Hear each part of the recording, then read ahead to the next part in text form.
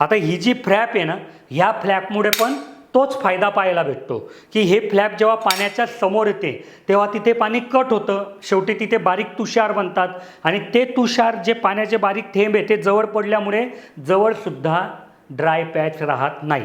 आता जी गोल फिरवायची मूवमेंट आहे ती ह्या फ्लॅपवर आहे।